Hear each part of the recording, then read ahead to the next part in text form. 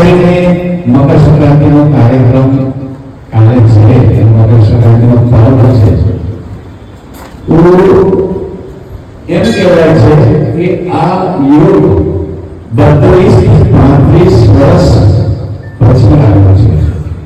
એની વિશેષતા હોવાના કારણે હું અહીં થોડું સંક્ષિપ્તમાં તમને જણાવું છું કે આવતીકાલે મકર સંક્રાંતિ તો છે જ, પણ સાથે સાથે એકાદશી છે. એને શર્કિલા એકાદશી કહેવાય છે. 6 પ્રકારના તલના દાન અને 6 પ્રકારના તલની વસ્તુથી સ્નાન.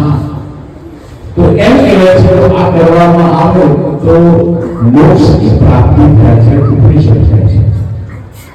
તો કાલે જે લોકો શ્રદ્ધાળુ છે, જે ભક્તો છે, મકર સંક્રાંતિનું દાન જે કરતા હોય છે, તો શાસ્ત્રે કાલે દાન કરવાની ના પાડી છે. કારણ કે કાલે તમે દાન કરશો ત્યારે દોષ લાગશે કે એકાદશીના દિવસે અન્નનું દાન ન થાય, અન્ન પણ આરોગ્ય ના, એવું શાસ્ત્ર કાલે કીધું.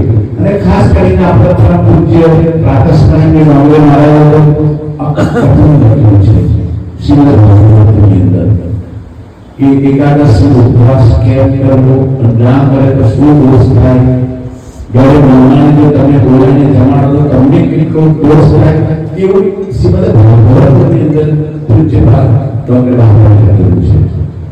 તો કાલે આ ખૂબ જ મહત્વની એકાદશી છે.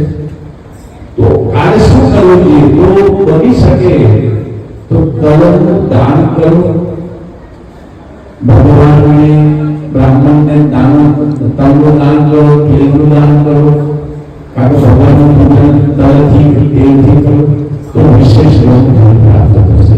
તો ખાસ કરીને આ જાણકારી એટલા માટે આપણી ઘણા લોકો ઉત્તરાયણ દિવસે ભોજનનું દાન કરતા હોય, અન્નનું, વસ્તુઓનું. તો શાસ્ત્રમાં કાલના દાન માટે માત્ર ને માત્ર તેલ અને તલનું દાનનું મહત્વ બતાવ્યું છે.